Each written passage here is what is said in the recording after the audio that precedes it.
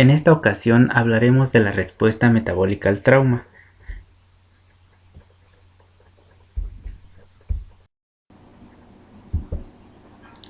Y bueno, vamos a definir qué es la respuesta metabólica al trauma.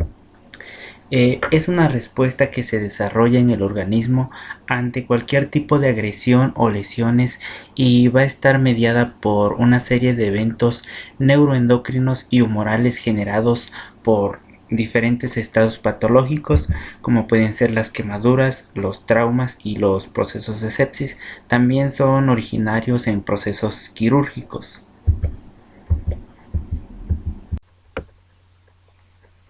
Antecedentes históricos. A finales del siglo XVIII, mientras la tendencia en la medicina era la de tratar de clasificar y definir las reacciones, él postula que durante el trauma existe un proceso de especial importancia que no pertenece al daño, sino al intento de nuestro organismo hacia la cura. No es hasta 1920 que Aup menciona que o empieza a relacionar la respuesta del metabolismo en relación a la severidad del choque, describiendo que la disminución del metabolismo basal es directamente proporcional a la severidad de este. Por su parte, Landis en 1928, haciendo referencia a la hipoxia tisular, postula que la asfixia de los tejidos puede ser un factor de incremento en la permeabilidad capilar. Ya en 1940, Cuthbertson elabora las bases de la respuesta metabólica ante el trauma, determinando los conceptos de edema reaccionario e inflamación traumática. Y para el año de 1953, Moore describe una tercera fase que aparece cuando prevalecen los sistemas compensadores. El gasto de energía disminuye y se observa un metabolismo que cambia nuevamente hacia las vías anabólicas.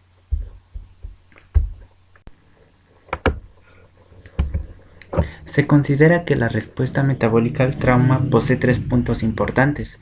La primera, que es universal porque no posee distinción ante los estímulos que la generan. Asimismo, es estructural porque mantiene una relación constante entre sus elementos. Y es proporcional porque lo es ante el agente agresor. Es decir, mientras mayor sea la lesión o el agente agresor, mayor será la respuesta biológica que el organismo emite. El efecto del trauma o la agresión ocasionada en nuestro organismo es, entre otros factores, un estrés metabólico mismo que va a desencadenar una respuesta inicial por el medio del cual, como primer punto, tenemos que va a pretender conservar la energía sobre los órganos vitales. Asimismo, modular el sistema inmunológico y retrasar el anabolismo.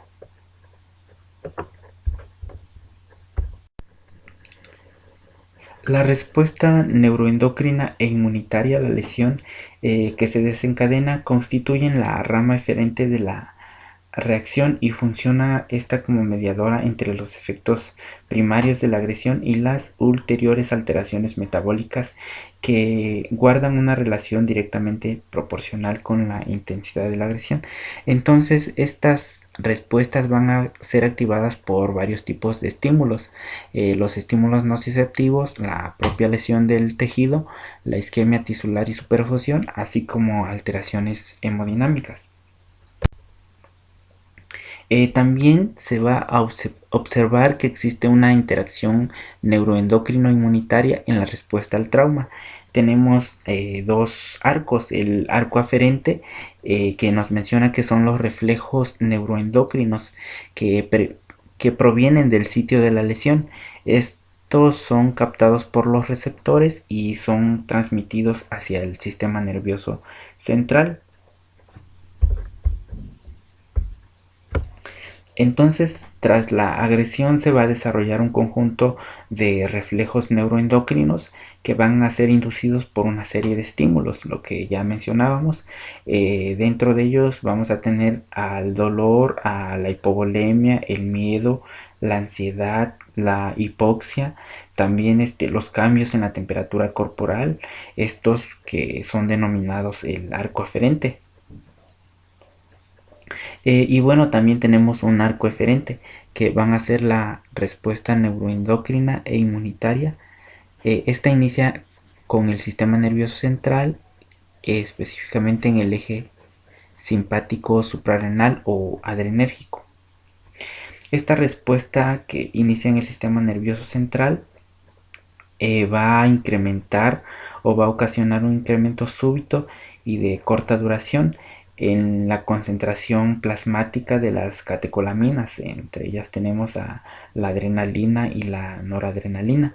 Esta descarga simpático-adrenérgica inicial, con predominio en la estimulación alfa, va a ser responsable de los cambios hemodinámicos que van a disminuir los efectos de la hipovolemia y la hipoxia en los órganos vitales, como en el cerebro y el corazón. Las acciones de estas catecolaminas, las acciones metabólicas, luego de la agresión, incluyen también a la glucogenólisis, la gluconeogénesis, la lipólisis, la acetogénesis en el hígado y también la inhibición de la captación de glucosa.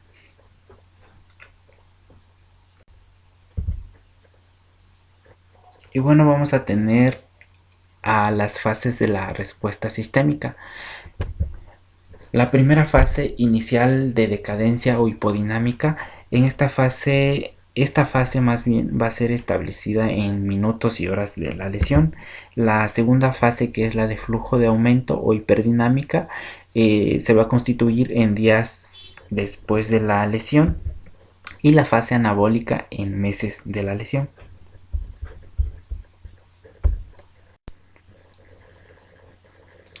La primera fase hipodinámica, en esta fase se va a caracterizar por una intensa actividad simpática.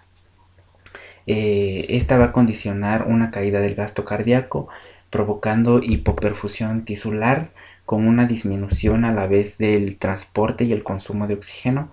Asimismo, disminuye la tasa metabólica de manera aguda, aumenta la glucosa sanguínea, el lactato sérico y la liberación de ácidos grasos.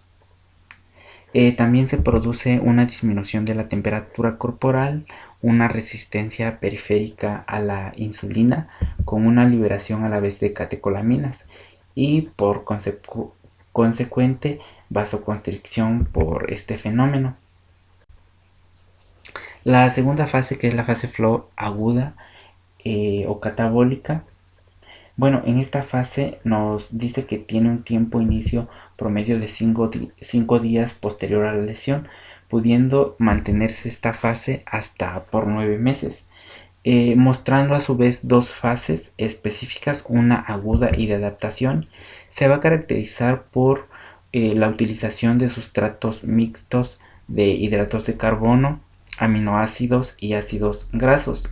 Se caracteriza por mostrar un estado catabólico acentuado con un aumento del gasto energético basal del 1.5 a 2 veces, condicionándose a la vez con un mayor consumo de oxígeno y una producción de dióxido de carbono.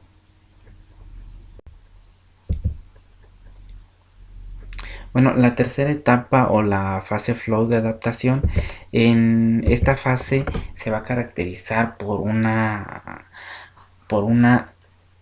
restauración del organismo. Generalmente pasa de la vía catabólica a la vía anabólica. Una vez pasada la fase anterior, nos dice que en esta fase anabólica o de reparación se va a producir la restauración de los tejidos o del sitio de la lesión donde se llevó a cabo la agresión. Bueno, y aquí tenemos un cuadro en donde tenemos las diferentes etapas y las reacciones metabólicas que se originan en cada una de ellas. En la primera fase vamos a tener una disminución en la perfusión tisular. Asimismo disminuye la velocidad metabólica, disminuye la captación de oxígeno y la perfusión, también disminuye la tensión arterial, hay una caída de la temperatura. En la segunda fase, en la fase aguda o catabólica, ahí participan las hormonas contrarreguladoras ejerciendo su efecto, como el caso de los glucocorticoides. Hay un aumento de los glucocorticoides, perdón, hay un aumento del glucagón. También así aumentan las catecolaminas, la liberación de las sustancias como las citocinas, los mediadores lipídicos. Estos constituyen los eicosanoides. Hay una producción de proteínas, aumenta también la excreta de sodio, hay un aumento en la velocidad metabólica, y también alteraciones en el empleo de los nutrientes. Tenemos a la última fase, la fase flow o de adaptación, en donde se caracteriza por la vía anabólica. Nos dice que la respuesta hormonal decrece gradualmente, disminuye también la respuesta hipermetabólica que se había generado. Esta fase se asocia con la recuperación del paciente, hay una restauración potencial de las proteínas totales y por consecuente la curación de las heridas en relación con el aporte de nutrientes o de la nutrición que esté recibiendo nuestro paciente.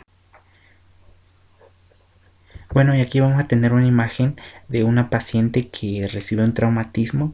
El traumatismo se ubica en el sitio de la lesión, en las extremidades inferiores, que está señalada por la flecha en color roja. Este estímulo va a viajar hacia la vía eferente, hacia el sistema nervioso central, ocasionando una respuesta biológica hacia la vía eferente. Esto con el objetivo de proveer sustrato energético al organismo.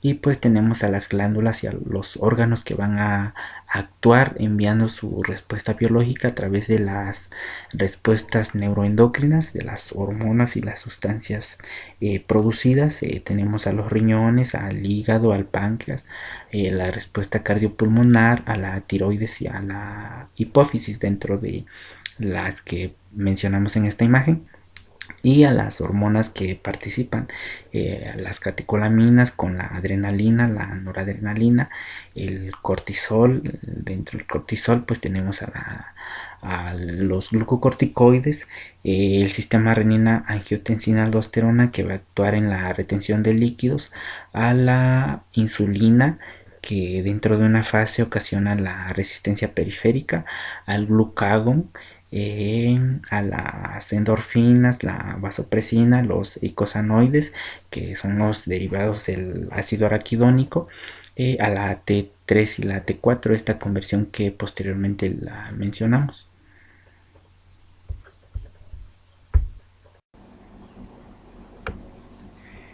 Bueno, vamos a hablar también de las alteraciones hormonales más comunes.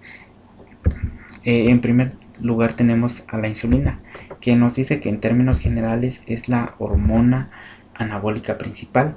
En pacientes críticos con trauma se produce una resistencia periférica a la misma, condicionando con esto un incremento en la gluconeogénesis, un uso excesivo de lactato, de aminoácidos y sustratos de glicerol, condicionándose a la vez un incremento en la glicogenólisis hepática. Se ha observado además un incremento en la mortalidad de los pacientes en estado crítico con cifras de hiperglicemia, por lo que se recomienda la terapia con insulina. También se ha demostrado que esta terapia con insulina ha propiciado una disminución importante en este aspecto de la mortalidad.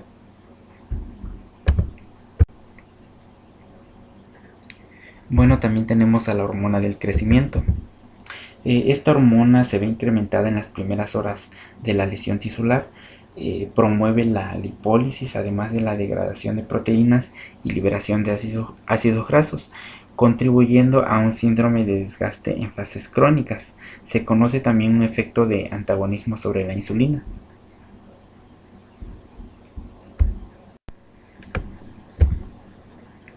También tenemos a las hormonas tiroideas. Dentro de otras acciones sobre el organismo, se considera a las hormonas tiroideas como las reguladoras de la actividad metabólica celular. Durante la respuesta endocrina generada por el trauma, se produce una disminución de la conversión periférica de T4 a T3. Sin embargo, la TSH se mantiene en cifras normales y esto no evidencia la clínica de una enfermedad tiroidea, lo que se conoce a este síndrome como el síndrome de enfermedad eutiroidea o síndrome de T3 baja. Estos cambios se producen a los 30 hasta los 120 minutos después de la lesión. Y bueno, tenemos también al cortisol. El cortisol, normalmente la secreción del cortisol va a tener un patrón diurno con un pico máximo a las 8 horas. Sin embargo, en situaciones de lesión tisular se produce un incremento de su nivel sérico en promedio a las 4 horas posteriores a la lesión.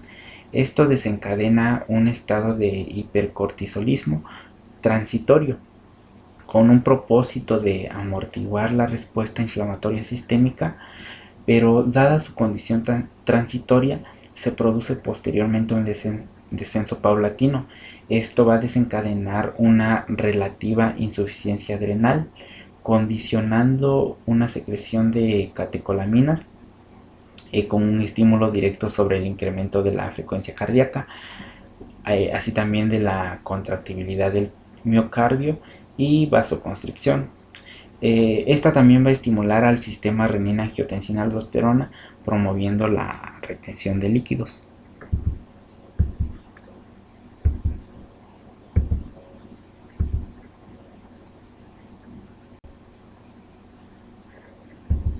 Bueno, y también tenemos a las catecolaminas. Algunos autores consideran que los efectos producidos por las catecolaminas pueden constituir la respuesta fundamental en pacientes con trauma. Los cambios en la noradrenalina van a reflejar las modificaciones en la actividad del sistema nervioso simpático, mientras que los observados en la adrenalina corresponden a la actividad de la médula suprarrenal. Sus principales efectos son la vasodilatación arterial, el aumento de la contractibilidad miocárdica, las concentraciones altas de noradrenalina y adrenalina. A la vez condicionan la liberación del glucagón, favoreciendo así la gluconeogénesis, además de estimular la lipólisis y la cetogénesis hepática. Bueno, y tenemos también a los eicosanoides. Estas sustancias son derivados del ácido araquidónico, entre las cuales podemos mencionar a las prostaglandinas, por ejemplo, las prostaciclinas, los tromboxanos, los leucotrienos, la bradicinina. Y bueno, dentro de sus efectos de estas sustancias, pues van a ser muy variadas, como así también los propios sitios en donde actúan, pudiendo desencadenar vasoconstricción, incrementando la agregación plaquetaria, una mayor resistencia pulmonar, el favorecimiento de la migración de leucocitos, la liberación de los mediadores de la respuesta inflamatoria, que son uno de los más importantes, y por supuesto la broncoconstricción.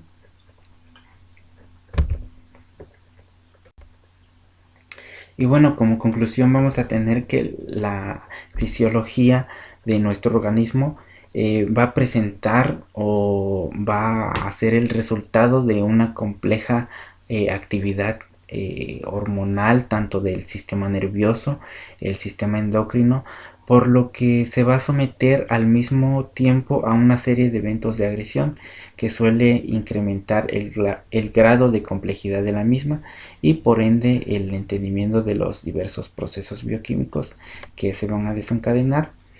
Al elaborar una serie de respuestas iniciales a una agresión, como lo es en el caso del trauma, los sistemas nervioso y endocrino, con la participación de las distintas glándulas y sus consecuentes productos hormonales, van a buscar limitar el daño que fue ocasionado en el organismo, tanto a nivel de lo local, ya sea en el sitio de la lesión, como a nivel sistémico. Dichas respuestas, como lo habíamos mencionado, han sido estudiadas desde finales del siglo XVIII y actualmente se han dividido en fases clínicamente demostrables. En los estados de choque y de cualquier tipo de respuesta orgánica a una agresión mayor, siendo los sistemas más involucrados el sistema nervioso y el endocrino.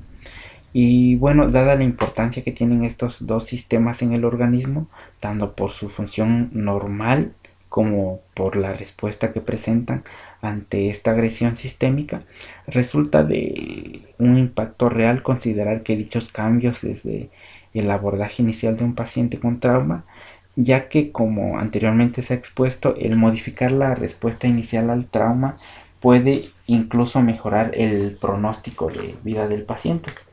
Y pues bueno, esto sería todo con respecto a la respuesta metabólica al trauma.